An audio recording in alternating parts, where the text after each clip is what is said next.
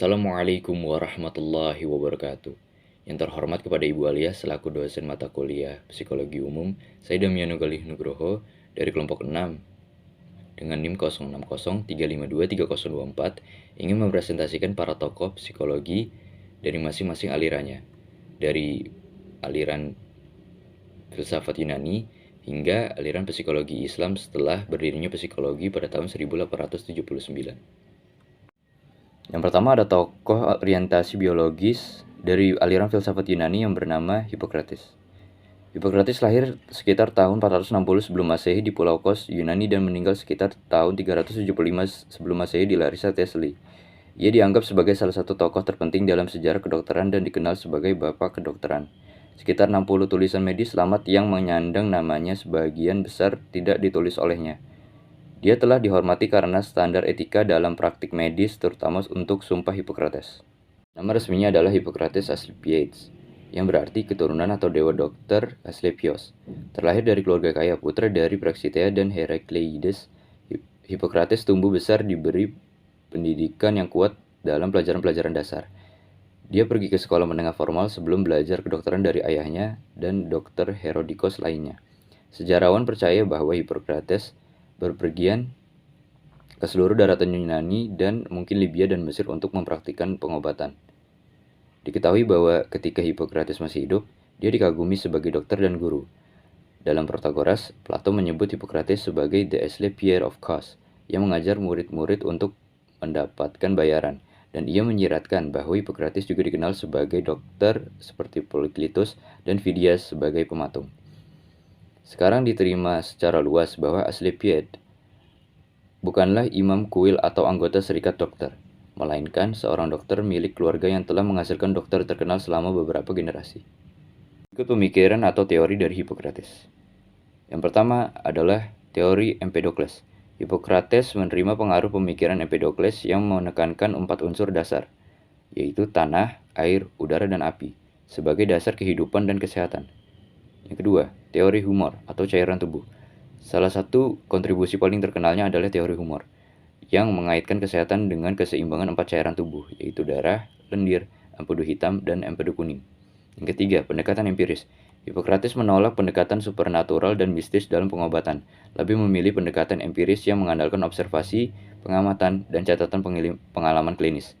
Yang terakhir, epidemiologi dan faktor lingkungan.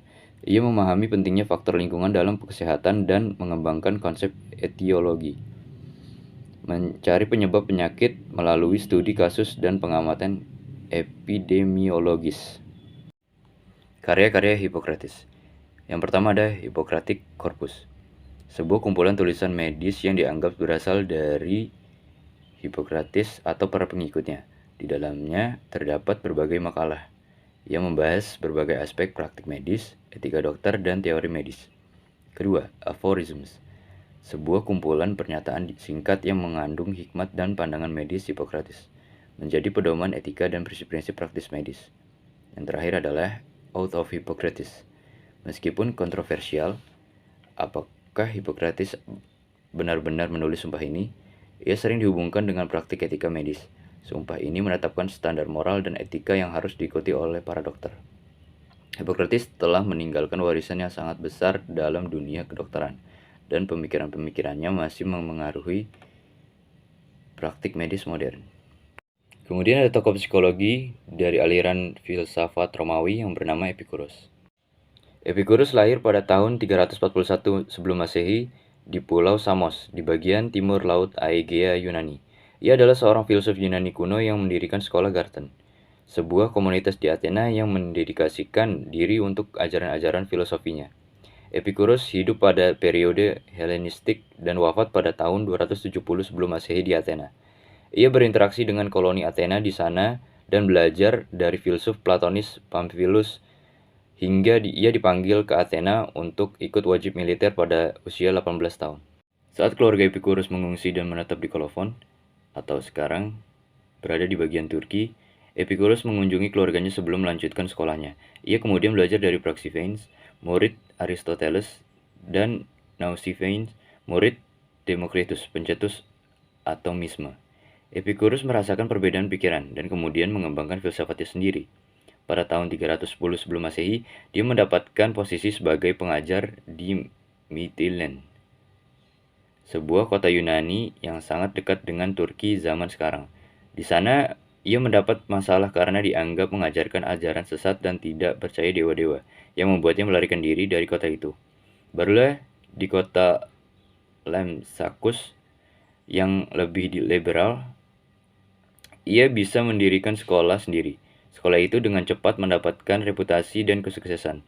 Ketika orang-orang mulai lebih terbuka dengan ide-ide baru, ia pindah ke Athena. Pada tahun 306 sebelum Masehi, dia membeli tanah dan rumah di Athena dan membentuk semacam komunitas filsafat. Karena tempat itu sangat indah, orang-orang cukup menyebutnya dengan taman. Sisa hidup Epicurus dihabiskan dengan mengajar dan mempraktekkan gaya hidup yang dianjurkannya, yang dirangkum dalam tulisan singkat pada pintu masuk ke taman. Kebaikan tertinggi adalah kesenangan. Setelah dia wafat, popularitasnya menurun. Filsafat Stoik atau Stoa menjadi filsafat yang banyak dianut masyarakat Romawi. Epikureanisme dianggap sebagai filsafat dangkal oleh orang Romawi dan ditolak oleh orang Kristen karena dianggap mengajarkan materialisme dan humanisme ateis. Pemikiran dari Epicurus. Pemikiran utama Epicurus terkait dengan etika, epistemologi, dan fisika. Beberapa konsep kunci dalam ajarannya melibatkan pencarian kebahagiaan sebagai tujuan tertinggi hidup. Epicurus meyakini bahwa kebahagiaan tercapai melalui ataraksia atau ketenangan pikiran, dan aponia, kebebasan dari rasa sakit. Ia juga menekankan pentingnya persahabatan dalam mencapai kehidupan yang bermakna. Dalam bidang epistemologi, Epicurus mengajarkan bahwa pengetahuan berasal dari pengalaman dan panca indera. Ia menolak ide bahwa pengetahuan dapat diperoleh melalui spekulasi atau akal budi tanpa dasar pengalaman. Dalam fisika, Epicurus mengembangkan teori atomnya sendiri, yang merupakan salah satu konsep awal tentang atom dalam sejarah filsafat. Menurutnya, semua materi terbentuk oleh atom-atom yang bergerak di ruang hampa, dan ia menolak konsep takhayul dan takdir ilahi. Kemudian adalah beberapa karya-karya dari Epicurus. Yang pertama, surat kepada Herodotus atau surat tentang alam. Dalam surat ini, Epicurus membahas pandangannya tentang fisika atomis dan alam semesta. Yang kedua, surat kepada Menoeseus. Surat ini memberikan pandangan Epicurus tentang etika, kebahagiaan, dan hidup yang baik. Ini termasuk penekanan pada pentingnya persahabatan dan ataraksia. Yang ketiga, koleksi surat-surat. Epicurus diketahui menulis sejumlah surat kepada murid-murid dan teman-temannya. Namun, banyak dari surat-surat ini telah hilang. Yang keempat, Periphaseus atau On Nature, sebuah karya yang membahas pandangan Epicurus tentang fisika dan alam semesta. Sayangnya, karya ini hanya bertahan dalam bentuk fragmen. Dan yang terakhir, Nestoriana, salah satu karya yang hilang diatribusikan kepada Epicurus yang membahas masalah moral dan etika.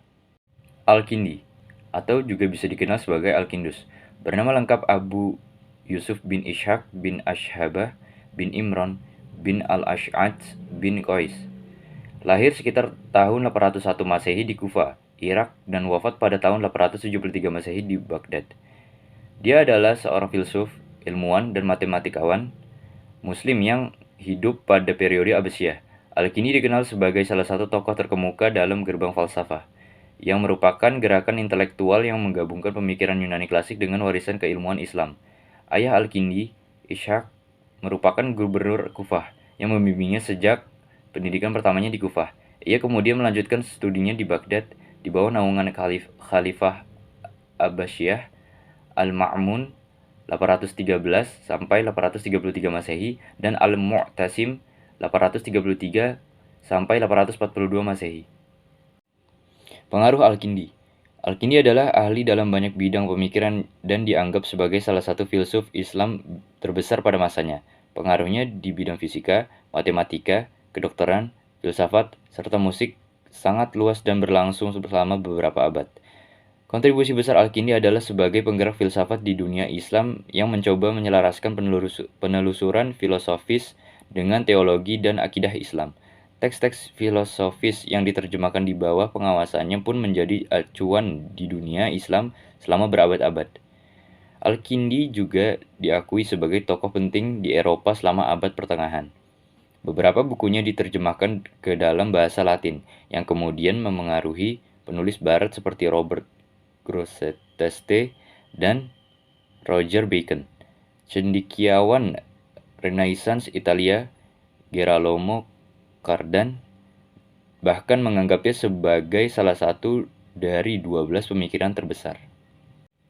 Pemikiran Al-Kindi, transmisi ilmu. Al-Kindi memainkan peran kunci dalam mentransmisikan karya-karya filsafat Yunani, terutama Aristoteles dan Plato, ke dunia Islam.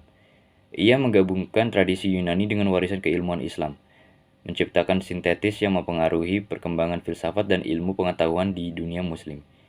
2. Ilmu dan agama. Al-Kindi mencoba merangkum dan mendamaikan filsafat Yunani dengan ajaran Islam. Ia percaya bahwa ilmu pengetahuan dan filsafat dapat selaras dengan ajaran agama, dan ilmu pengetahuan dapat membantu memahami kebijaksanaan Allah. Yang ketiga, matematika dan astronomi. Al-Kindi membuat kontribusi signifikan dalam matematika dan astronomi.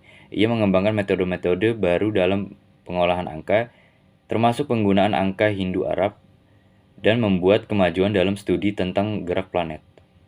Karya-karya Al-Kindi. Yang pertama adalah On First Philosophy atau Fi al-Falsafa al-Ula. Karya ini adalah salah satu tulisan terpenting Al-Kindi. Dalam bukunya ini, ia mencoba menggabungkan pemikiran filsafat Yunani dengan pemahaman agama Islam. Yang kedua, On the Use of the Indian Numerals atau Risalah Fi Isti'mal al-Hisab al-Hindi. Al-Kindi berkontribusi pada perkembangan matematika dengan memperkenalkan sistem angka Hindu-Arab ke dunia Islam. Yang ketiga adalah On the Stellar Race atau Fi al-Suwar al-Kawakib. Karya ini membahas astronomi dan gerak bintang. Dan yang terakhir adalah Metaphysics atau Kitab al-Metafisika. Sebuah karya yang membahas metafisika mencoba merangkum pemikiran Aristoteles dengan pandangan-pandangan Islam. Al-Kindi memainkan peran penting dalam mendukung dialog antara filsafat Yunani dan pemikiran Islam, membantu membentuk dasar untuk perkembangan ilmu pengetahuan dan filsafat di dunia Muslim dan di luar itu. Immanuel Kant lahir pada tanggal 22 April 1724 di Königsberg, Prusia, atau sekarang berada di wilayah Kaliningrad, Rusia, dan wafat pada 12 Februari 1804 di Königsberg. Ia adalah seorang filsuf Jerman yang dianggap sebagai salah satu tokoh paling berpengaruh dalam sejarah filsafat barat.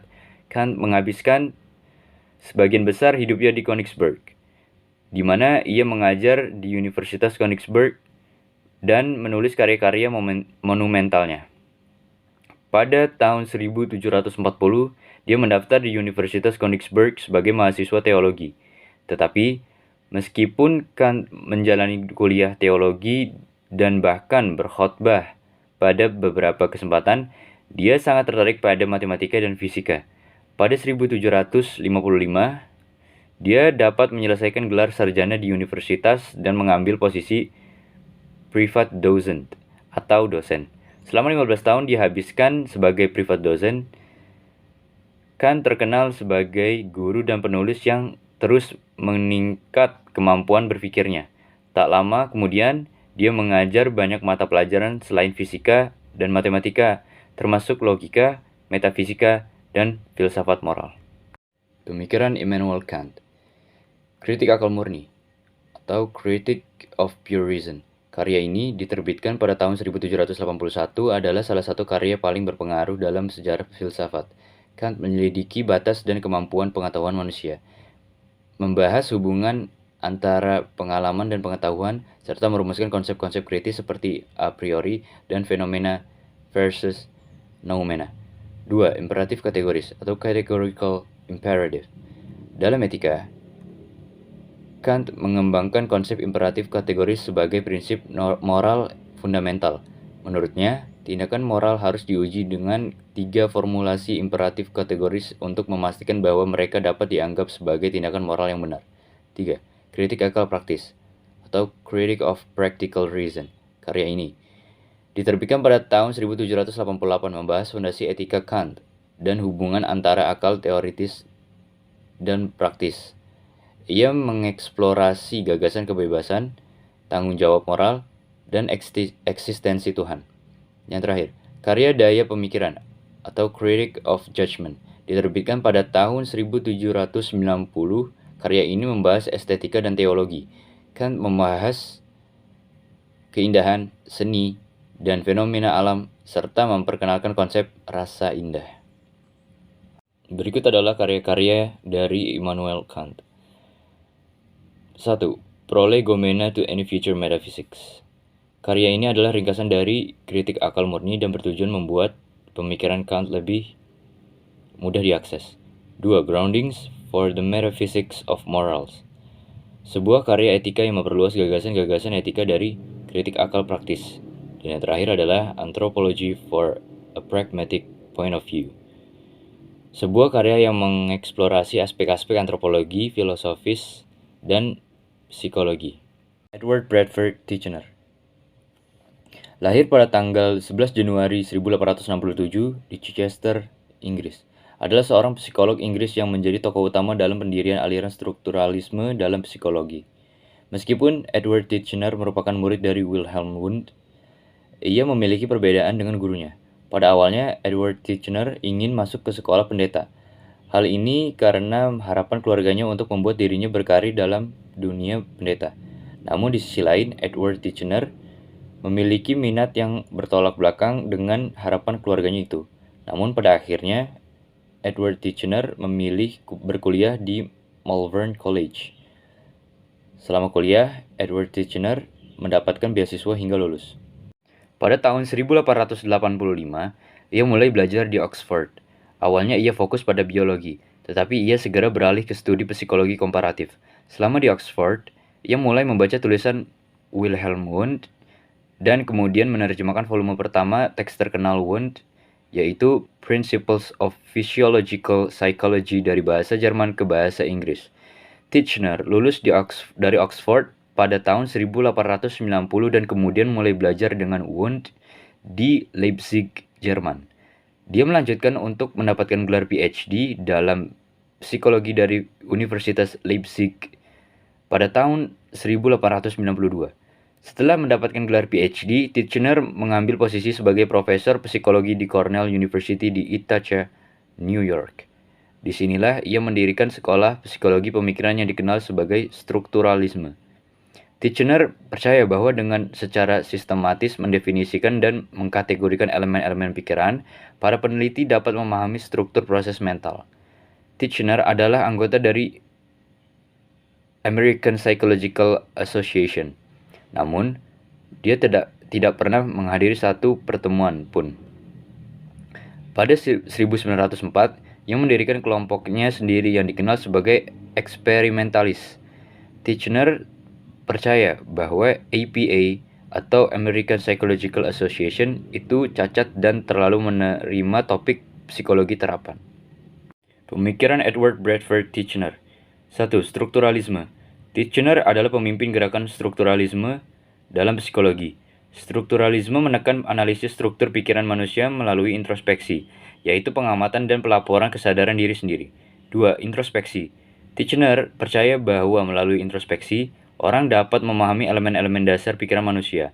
Meskipun metode ini mendapat kritik karena sulit direplikasi dan kurangnya objektivitas, Titchener menggunakannya sebagai cara untuk memecah pengalaman mental menjadi bagian-bagian yang lebih kecil. 3. Ide-ide tentang persepsi dan sensasi. Titchener memperluas pandangannya ke bidang persepsi dan sensasi. Ia mengklasifikasikan sensasi dan persepsi ke dalam berbagai kategori dan mencoba mengidentifikasi elemen-elemen mental dasar yang membentuk pengalaman manusia. Karya-karya Edward Bradford Titchener. 1. An Outline of Psychology, tahun 1896. Buku ini merupakan salah satu karya awal Titchener yang membahas prinsip-prinsip strukturalisme dan metodologi introspeksi. 2. Systematic Psychology, Prolegomena, tahun 1929. Meskipun Titchener meninggal sebelum menyelesaikan buku ini, tulisannya membahas lebih lanjut tentang pandangan strukturalisnya tentang psikologi. 3. Experimental Psychology, A Manual of Laboratory Practice, pada tahun 1901.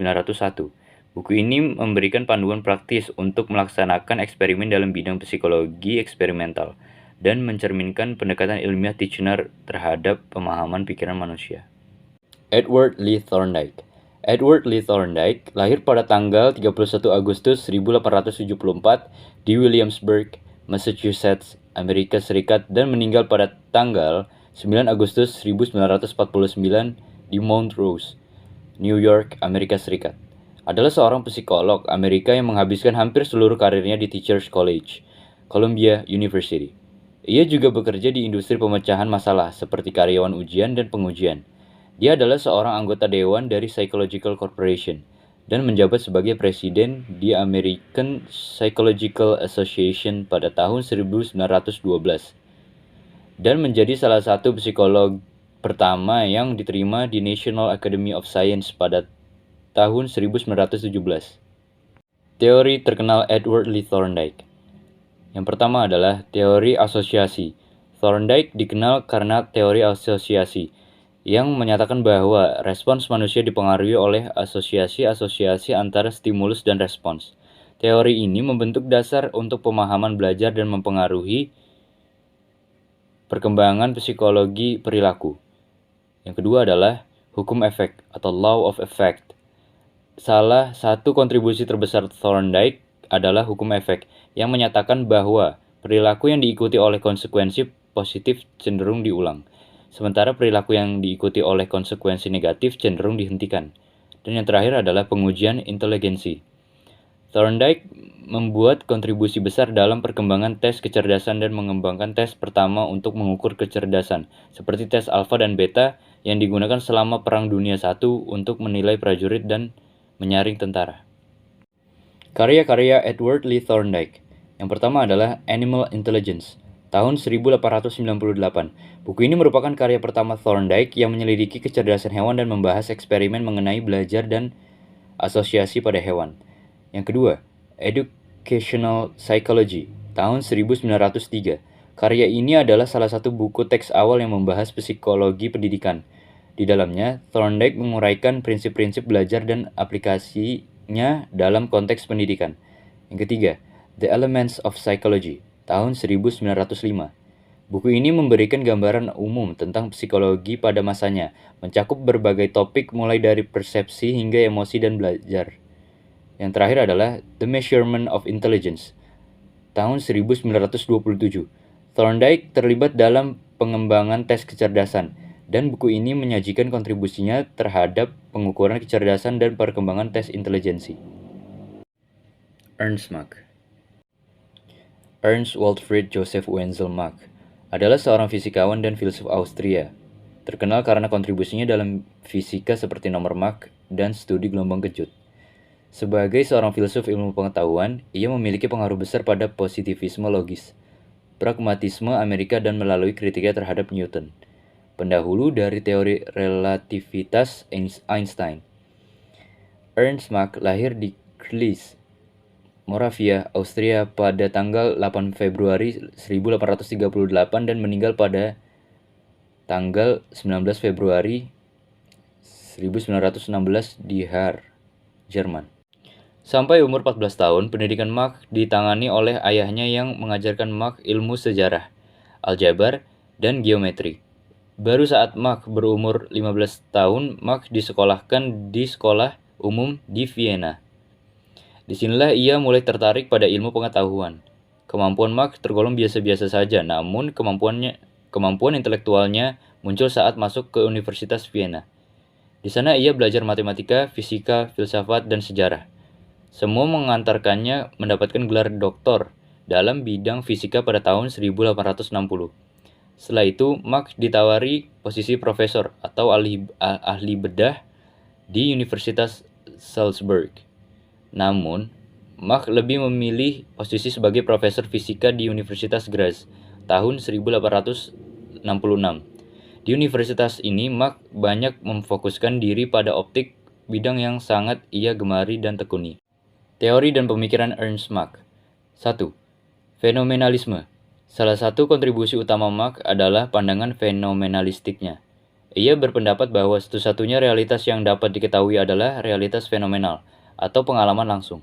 Konsep ini sangat memengaruhi filsafat ilmu dan epistemologi pada masanya. Yang kedua, Mach number. Dalam bidang fisika, Mach memberikan kontribusi dengan merumuskan Mach number yang mengukur kecepatan suara dalam medium tertentu. Konsep ini sangat penting dalam aerodinamika dan penerbangan. Yang terakhir adalah teori Doppler effect.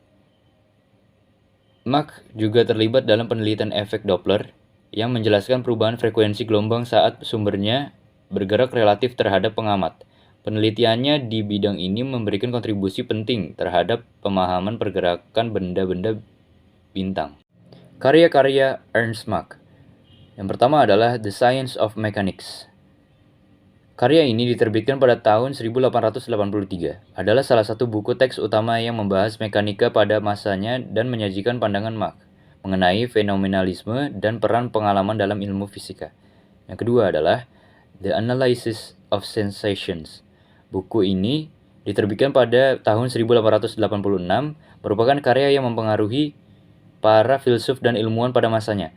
Di sini, Mach mengembangkan ide-idenya tentang pengalaman dan interpretasi fenomena. Yang terakhir adalah Principles of the Theory of Heat. Diterbitkan pada tahun 1896. Buku ini membahas teori panas dan mekanika statistik dengan pendekatan yang mempertimbangkan fenomenalisme. Alfred Adler. Alfred Adler adalah seorang psikolog sekaligus dokter terapis dan pendiri psikologi individual. Alfred Adler sering dijuluki sebagai founder dari psikologi individual karena seorang Alfred Adler adalah tokoh pertama yang berhasil melakukan penelitian serta penekanan tentang bidang kepribadian individu. Ia lahir pada tanggal 7 Februari 1870 di Penzing, Austria, dan meninggal dunia pada tanggal 28 Mei 1937 di Aberdeen, Skotlandia. Selama 67 tahun kehidupannya, sudah ada banyak penelitian yang dilakukan oleh beliau. Penelitian-penelitian ini umumnya mengenai psikologi individu. Pemikiran dan teori Alfred Adler. Yang pertama adalah teori psikologi individual. Adler mengembangkan teori psikologi individual yang menekankan pentingnya motivasi individu dan keinginan untuk mencapai rasa superioritas. Ia percaya bahwa orang berusaha untuk mengatasi perasaan rendah diri mereka dan mencapai rasa superioritas melalui kerja keras dan kontribusi positif kepada masyarakat. Yang kedua adalah inferiority complex. Adler memperkenalkan konsep kompleks rendah diri atau inferiority complex yang menyatakan bahwa banyak masalah psikologis berasal dari perasaan rendah diri yang tidak diatasi dengan baik. Yang ketiga atau yang terakhir adalah gaya hidup atau lifestyle. Adler menekankan peran gaya hidup individu dalam membentuk kepribadian. Gaya hidup ini mencakup pola pikir, nilai-nilai, dan sikap seorang terhadap dunia. Karya-karya dari Alfred Adler. Yang pertama adalah The Neuralic Constitution pada tahun 1912. Buku ini membahas konsep-konsep dasar dalam teori Adler tentang kepribadian dan kompleks inferioritas. Yang kedua adalah Understanding Human Nature pada tahun 1927. Adler merinci pandangannya tentang psikologi individu dan memberikan wawasan tentang bagaimana pengalaman masa kecil dan kompleks inferioritas mempengaruhi perkembangan kepribadian.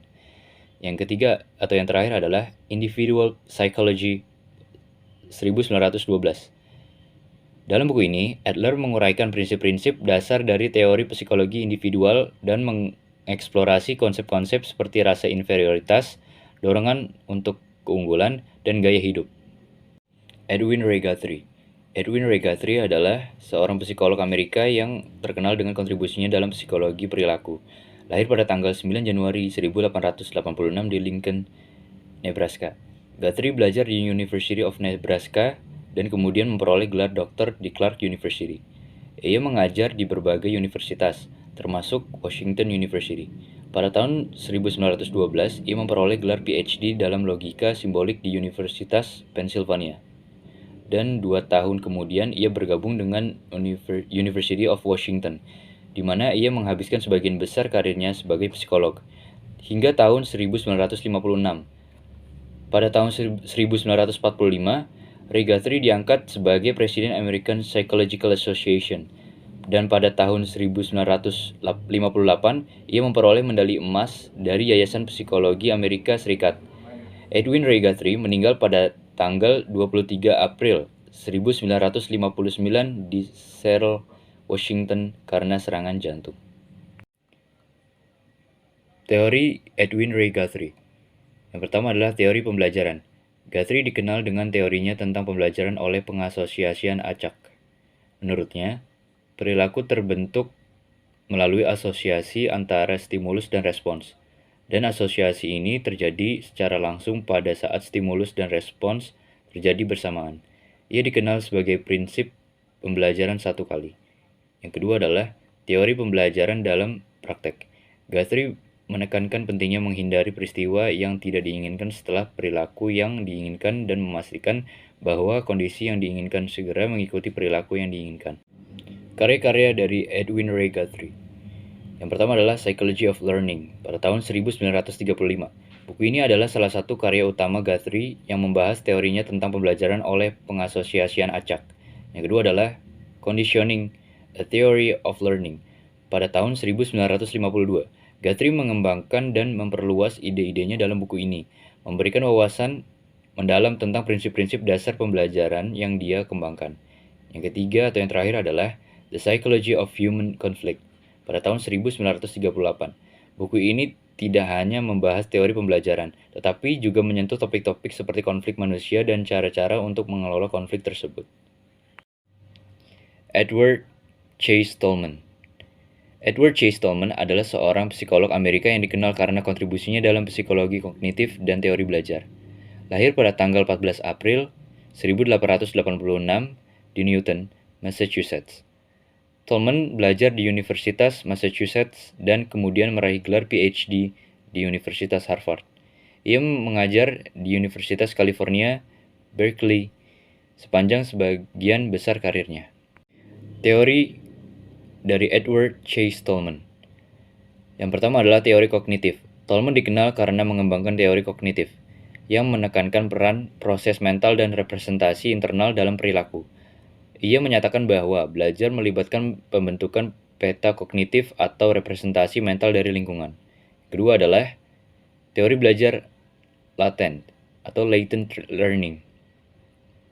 Tolman mengemukakan konsep belajar laten yang menyiratkan bahwa individu dapat memperoleh pengetahuan dan membuat pemahaman tentang lingkungan bahkan tanpa memberikan respons langsung. Ini bertentangan dengan pandangan perilaku yang lebih tradisional yang menekankan belajar melalui penguatan atau hukuman langsung. Yang terakhir adalah teori keterkaitan atau sign gestalt theory. Tolman menyumbangkan ide-ide dalam teori keterkaitan yang menyatakan bahwa stimulus tidak hanya memiliki nilai sebagai penguat atau hukuman tetapi juga memiliki nilai informasional yang dapat membentuk pemahaman dan representasi. Karya-karya dari Edward Chase Tolman. Yang pertama adalah Purposive Behavior in Animals and Men pada tahun 1932. Buku ini memaparkan ide-ide utama Tolman tentang teori kognitif dan belajar latent.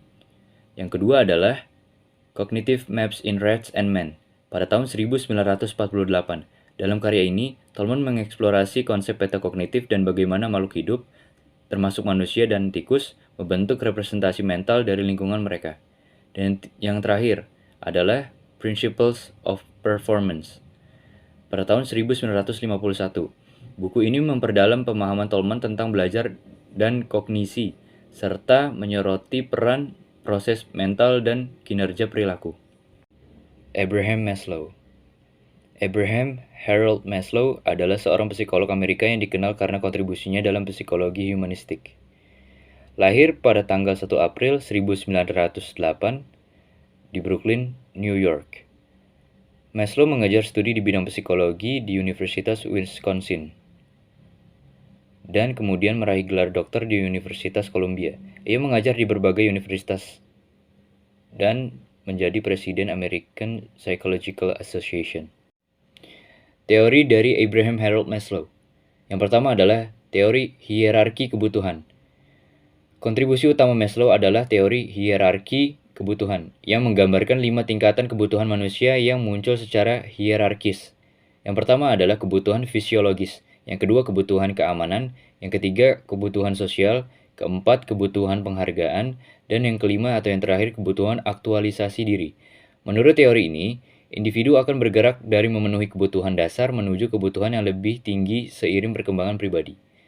Yang kedua adalah teori pemikiran humanistik. Maslow berada di garis depan gerakan humanistik dalam psikologi, yang menekankan potensi dan pertumbuhan individu.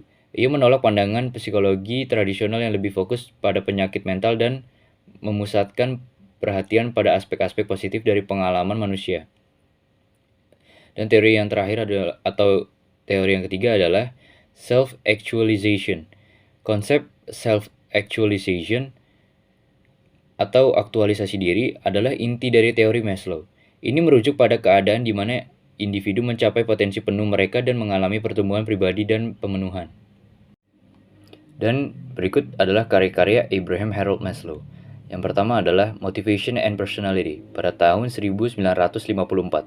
Buku ini merupakan karya klasik Maslow yang merinci teori hierarki kebutuhan dan memperkenalkan konsep self-actualization.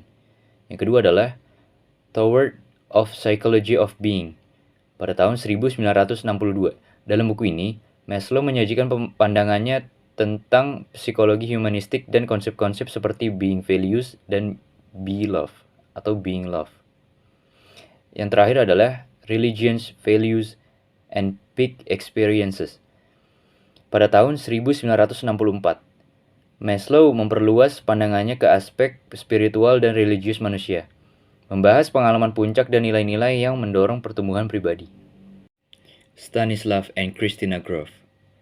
Stanislav Grof adalah seorang psikiater dan peneliti kelahiran Ceko yang dikenal karena kontribusinya terhadap pemahaman tentang perjalanan spiritual, transpersonal, dan keadaan kesadaran non-ordiner.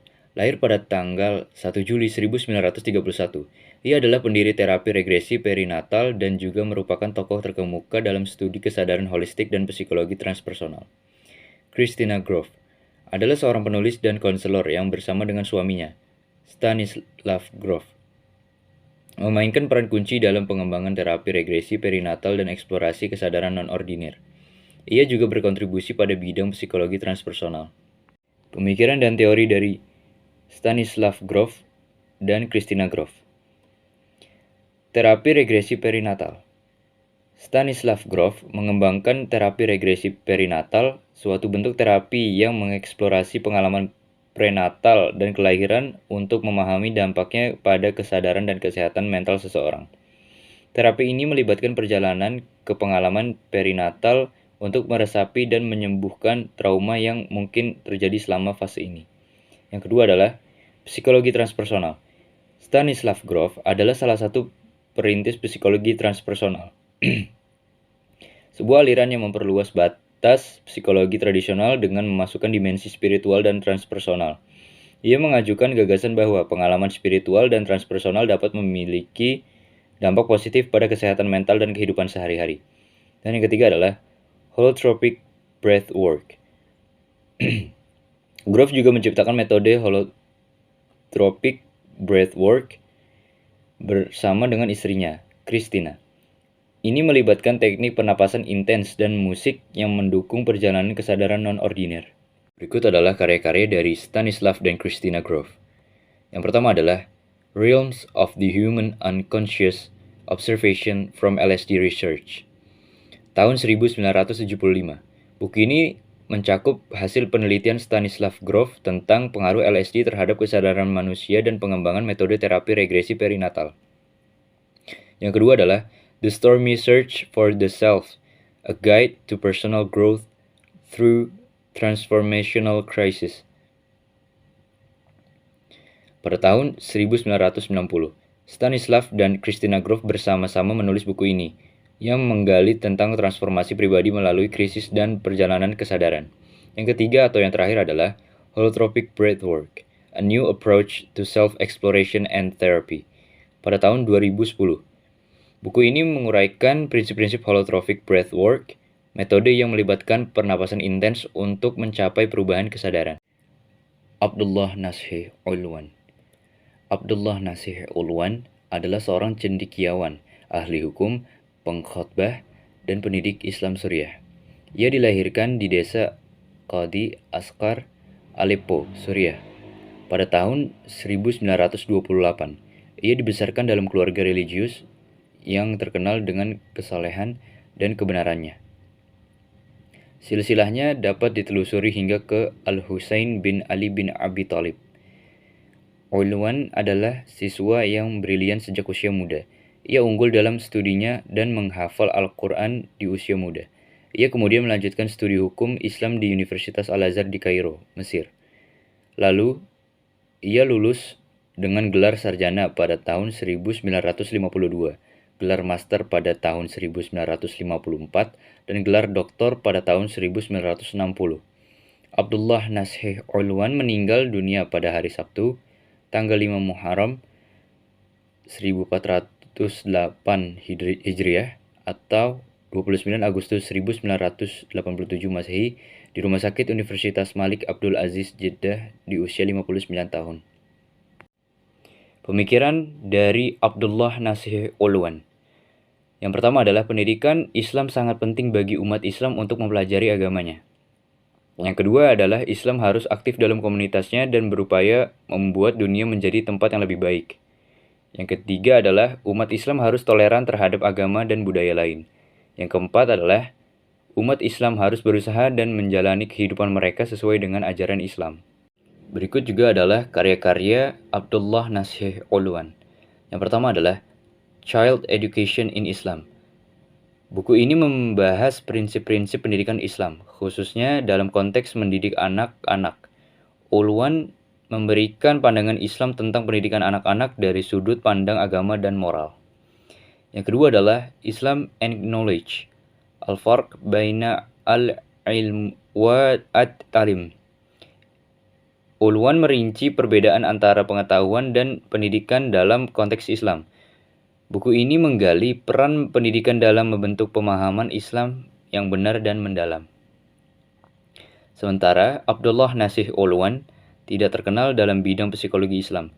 Ia telah memberikan sumbangan yang berarti dalam pendidikan Islam dan pembentukan karakter anak-anak dalam konteks nilai-nilai Islam.